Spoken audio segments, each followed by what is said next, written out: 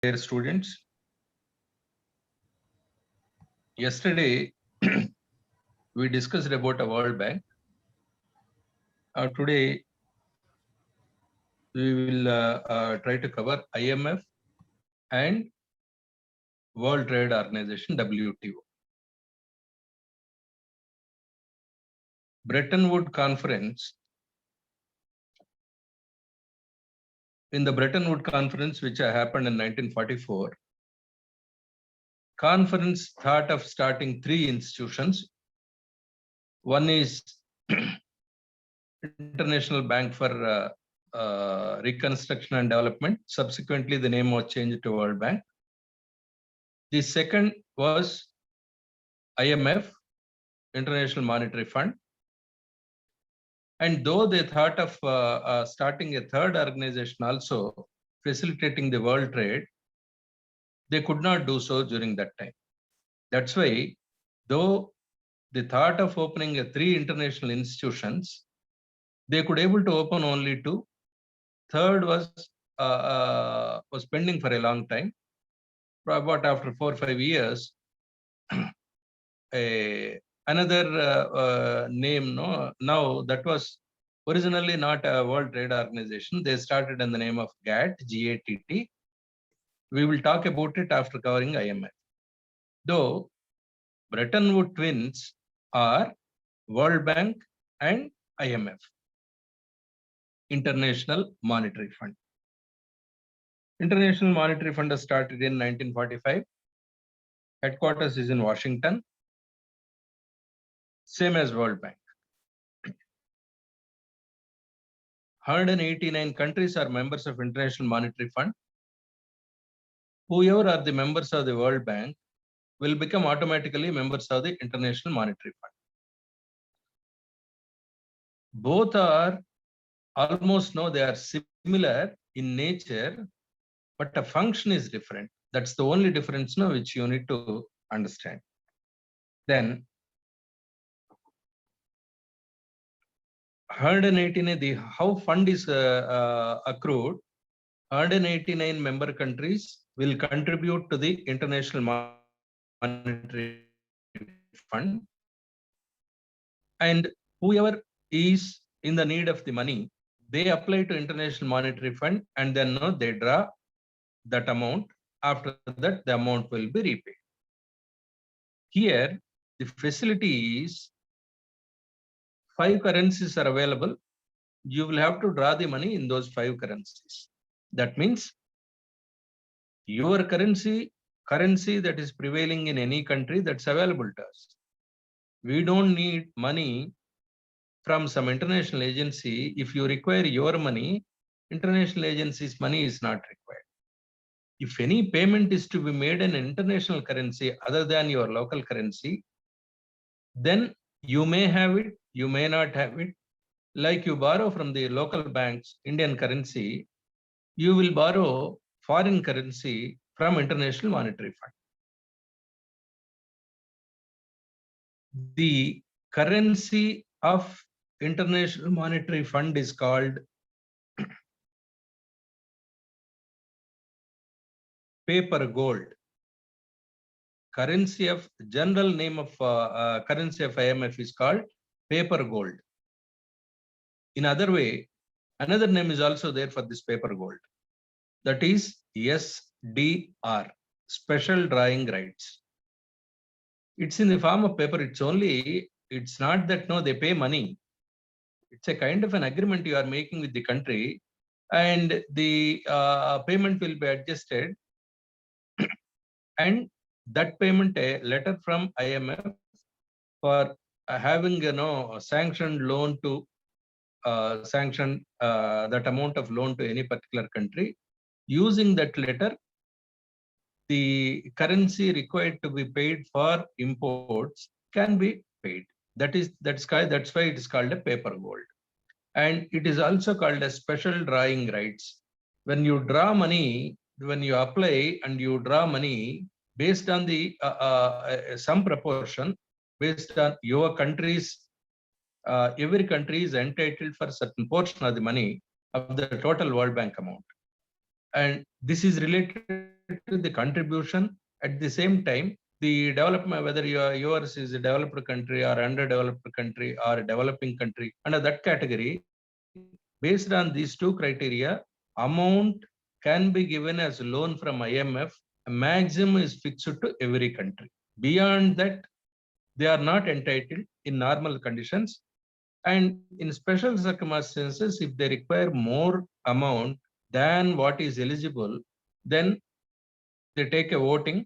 And in IMF, there's a resolution passed and governing council, that means majority of the countries approve, yeah, beyond the limit of a particular country, loan can be given to them like that if a resolution is passed in the on the member countries, then loan will be given. Otherwise, that is limited to a certain percentage.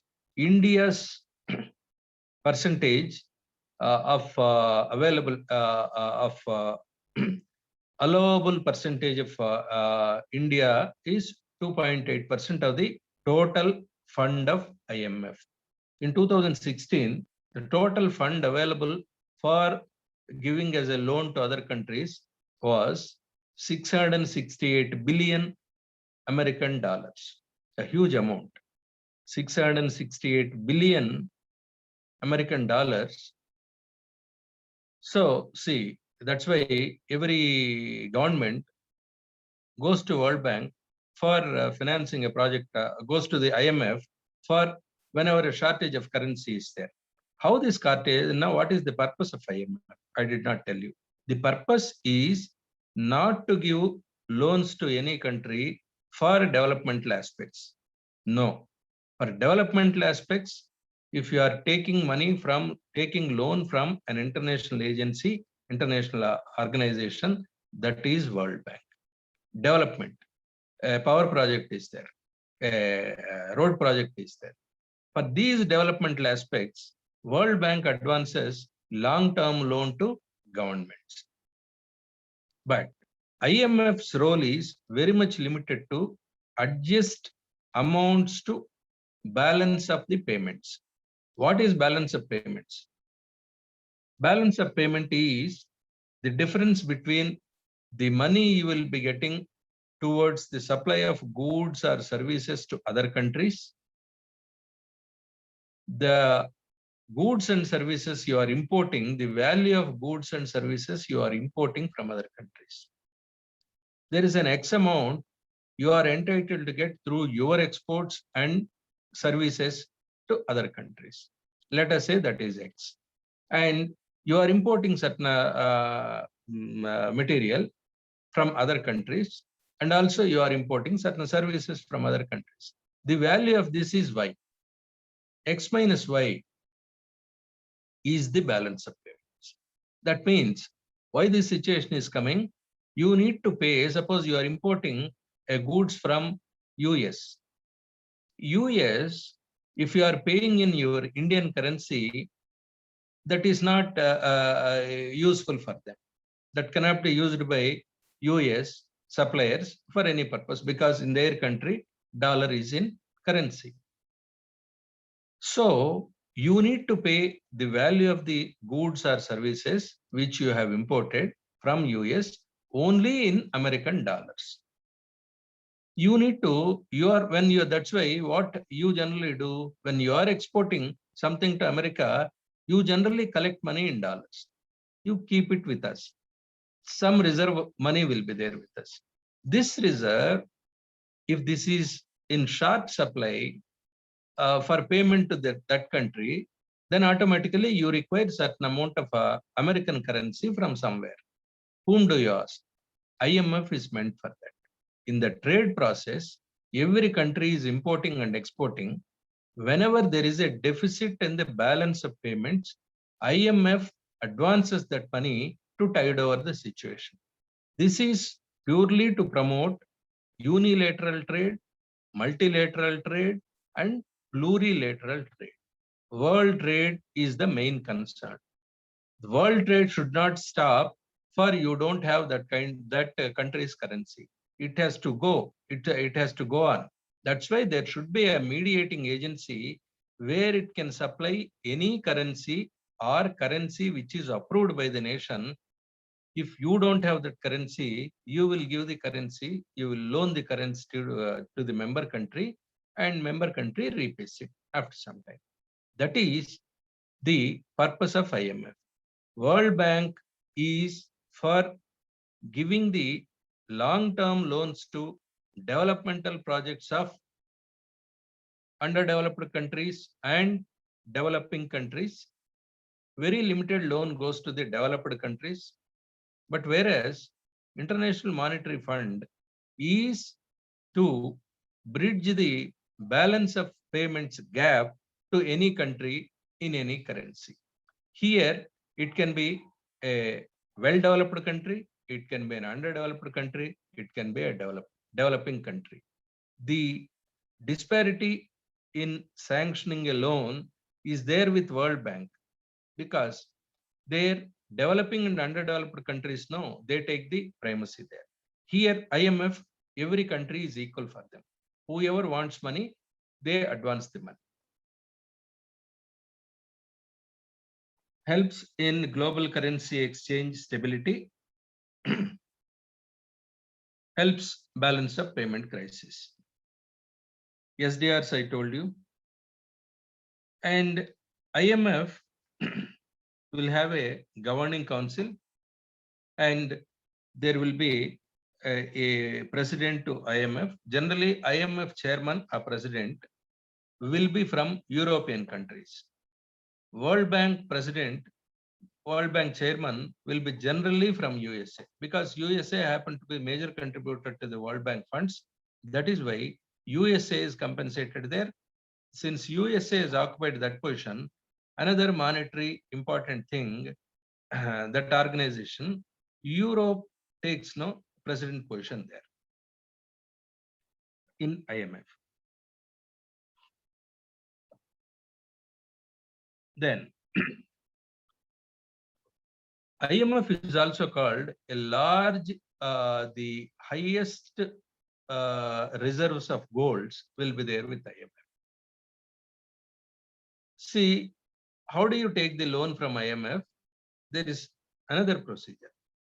Yes, they are willing to give you American currency, but you have to pledge something. What can be pledged? Indian currency. If Indian currency is pledged there against issue of American currency, Indian currency will be used only in India or probably Nepal, Pakistan, Bangladesh, these kind of countries. But major countries will not use Indian currency.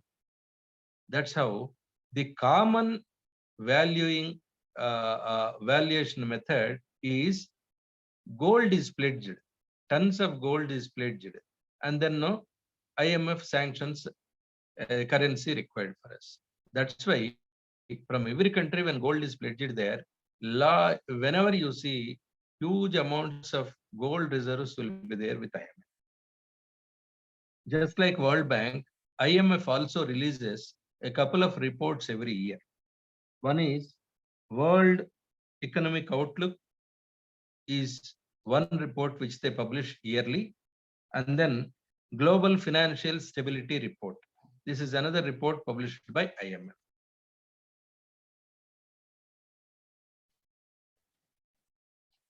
So that is about IMF. The difference between IMF and World Bank is simple. One is a long-term loans for the member countries for developmental works. IMF is whenever a balance of payment crisis comes in trade process, IMF advances. IMF gives money to member countries for managing the balance of payments. This is simple thing. Balance of payment is a shorter term. Long-term loans are given by World Bank. Those two are the differences, major differences. Yeah. Moving to the third important financial organization, third trade organization, from the Bretton Woods Conference. World Trade Organization, WTO. It is an international organization to promote multilateral trade. Every country is exporting to another country, it's importing from other country. Likewise, transactions happen between the countries in terms of goods, products, as well as services also. Earlier, prior to the establishment of WTO, General Agreement on Tariff and Trade, GATT was formed in 1947. That means 44 Bretton Woods Conference happened. In 47, GATT was formed, General Agreement on Tariff and Trade. That was a free trade was going on between the countries. There need to be some controls, some agreements between the countries, either about the supply or import. Some kind of an agreement need to happen. You need a particular goods now which is prevailing in another country. If that country is not willing to supply that item to you, what happens? You will be in short supply. You will have to go for some other nation now who has got that kind of a product and who is willing to supply you at a reasonable rate. For this, unless some organization is there to monitor the dealings between the countries, safeguarding the agreement clauses of the countries, the trade will not happen in a proper manner. There can be any problem in the process of trading these two. So, GATT was started. GATT had eight rounds of discussions happened with GATT. 8 rounds. That means at 8 places, 8 rounds. 8 rounds. That means just like now members are there for the WTO. Likewise, GATT had members all over the world. All members of the GATT used to meet in a place once in 2 years, and then they discuss about their trade practices, their difficulties, and then whatever they want to discuss in that to ease the procedures on bilateral trade or multilateral trade. They used to discuss, take and form some conclusions, and then they were generally abiding by the conclusions taken in that meeting. Likewise, 8 meetings held. The 8th happened to be the Uruguay conference. Uruguay was the place where 8th meeting was held. In Uruguay conference, they have taken a decision to change the name and nature function of GATT to WTO. 1995, they have taken a decision to change name of GATT to WTO. General Agreement on Tariff and Trade is changed to World Trade Organization. What is the difference? GATT was only a general agreement. It never had a legal validity. It never had a binding. When dispute is there, nobody was there to settle a dispute. So, legal sanction and organizational status was not there. But WTO is a fully an organization where it has got a sanctions of the law. Suppose their agreement between the two countries, if WTO is formalizing an agreement between two countries, that is binding on both the countries. If a dispute is arising that, a committee is there in WTO to take care of exclusive disputes, then the time for dispensing justice in the such kind of a settlement committee is the Tribunal Disputes Settlement Committee. That is 18 months. Within 18 months, there should be a settlement. After that, if somebody party is not happy with the judgment given by the committee, then there is an appellate committee. Appellate tribunal is there. They can go to the appeal. And in appeal, whatever is held right, that is binding. So a chance is given for the parties, aggrieved party, if they are not happy with the judgment given by the settlement committee, they can appeal. Appellate committee's decision is final. So this provision gave teeth to the law of WTO.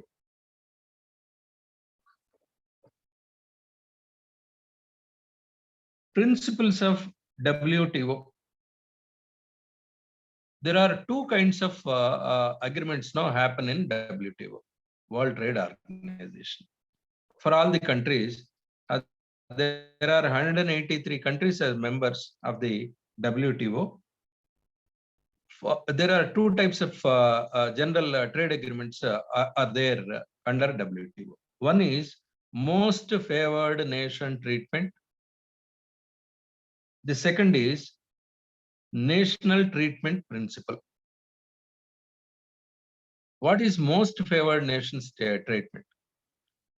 Most favored nations treatment means, suppose America is supplying a kind of a wheat to Australia. Australia, they both have to be, they both now happen to be friends. America allows a 5% discount on the taxes to Australia. This all no favor in the sense, it's not the cost of the item. It is either reducing the taxes which are levied on export or import. Here, when Australia is given such kind of a concession, all the countries, India, suppose India is considered as a most favorable nation by the US, then the concession which you have allowed to Australia will also be allowed to India. All countries will not be most favored nations.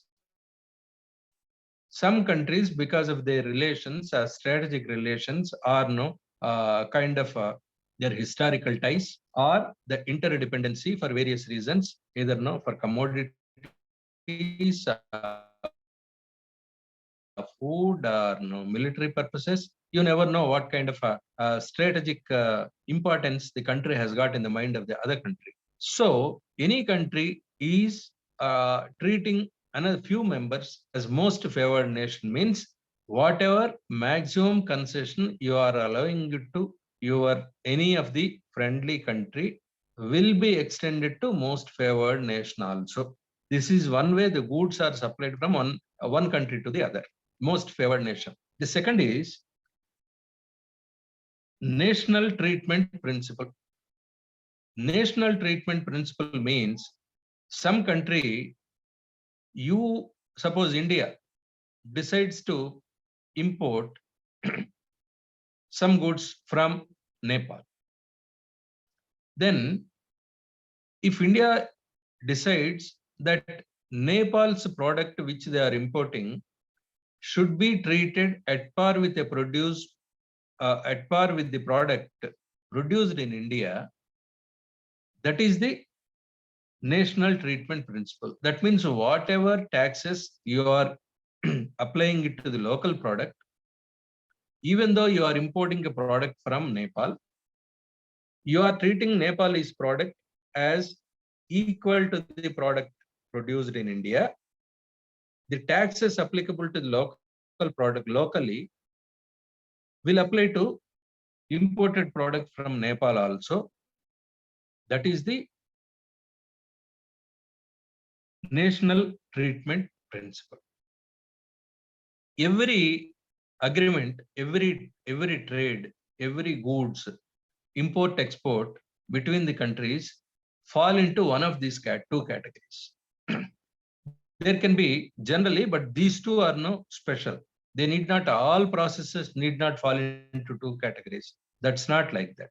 There can be many kinds of an agreement, but these two are, apart from whatever agreed price you are agreeing to import, and then one price is negotiated, and then government is imposing, every government will have tax levying for imports. Each category of goods, some percentage of tax would be there. That can change, that can continue, and country to country it may vary. All these things can happen in the trade. But generally, these two are the type of trade agreements now happen under WTO. Treat imported goods equal to domestic goods. Right. What is the structure of WTO? Ministerial conference is the top apex body which takes any final decision in WTO. WTO, just like bank will have a chairman, WTO's final decision-making body is Ministerial Conference. That means all members of 183, each country will have a representative. All ambassadors of the member countries. Ministerial Council is the top level decision-making body. It meets once in 2 years. There is a General Council apart from this. General Council works under Ministerial Conference. General Council will have ambassadors of the member countries or representatives will be members in the General Council. It will have a dispute under Ministerial Conference. WTO will have a dispute settlement body, which is also called Trade Policy Review Body. And there is an appellate body. Two bodies will function under Ministerial Conference.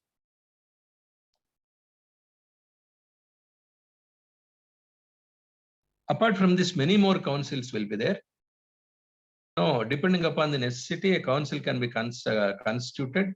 A council may not be functional also. Depending upon it, councils will be. But given any time, there is a General Assembly, a General Council, Ministerial Conference, and dispute settlement body, or trade policy review body, or appellate body. These are permanent. Another difference from GATT and WTO. One is, I told you, GATT doesn't have a legal status. It was only an agreement. WTO having the legal status. Now it is a full-fledged organization. That means the binding on the WTO is law. Another thing is, in GATT GATT, only goods were included. Trading of the goods was there. Services were not there. Probably that time services were very limited. The technical services, nice you see, in India, we are exporting more of services than goods. Your IT services, large volume of money is coming through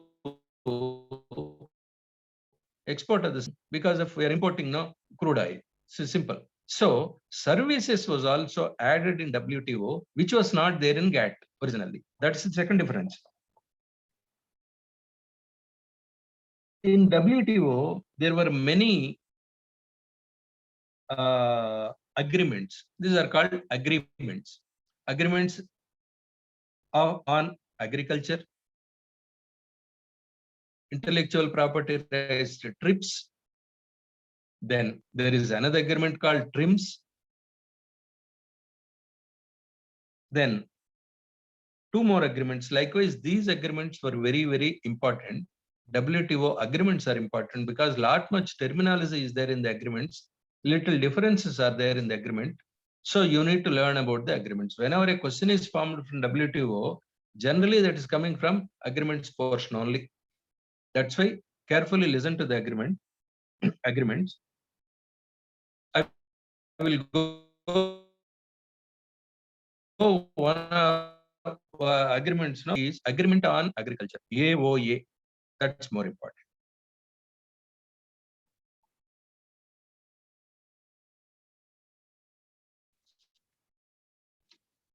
AOA. Agreement on agriculture, TRIPS is one, TRIMS is one, GATS, GATS is another agreement. NAMA, NAMA is another agreement. We go one after the other. Agreement on agriculture. The term market access. Agreement on agriculture, it basically deals with the agricultural products. The export of the agriculture related product, agriculture related services is covered under AOA. Agriculture produce that crosses the borders from one country to one country, either in the form of an export or import. Certain rules are there, certain criteria is there, and I will tell you. First is Market access. What is meant by market access? In the market access, that means your produce, if it is going to as an export item, as an import item, certain regulations are there, certain procedures are there. Market access means is nothing but simple terminology.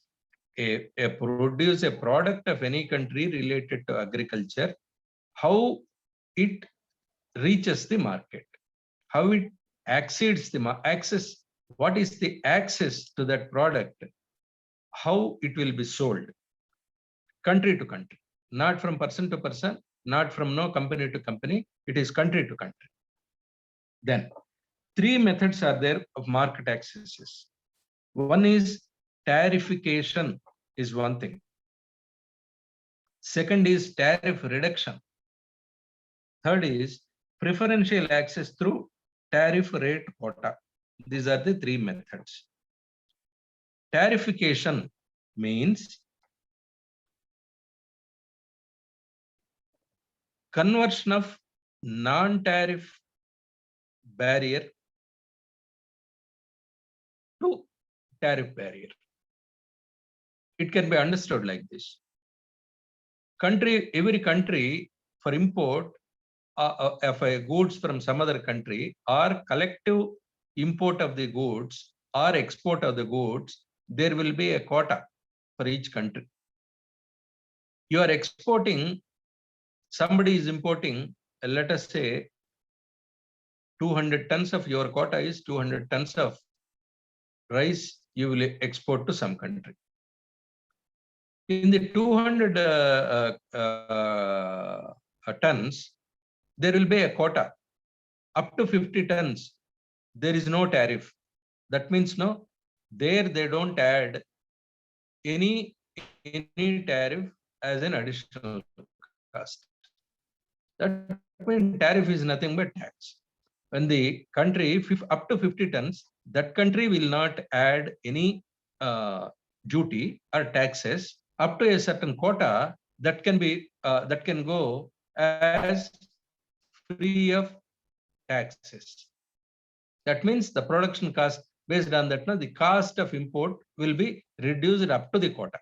But what happens to the remaining 150 tons? 150 tons, they can be, it will not go as a free tax quota, but beyond, since quota is completed, beyond it, you have authority, you have permission to levy taxes on that. That means 150 tons are going at two different rates. That is, tarification is nothing but beyond a quota, the country is permitted to levy taxes. That means dual pricing. Part of it will be free, part of it will have certain agreed taxes.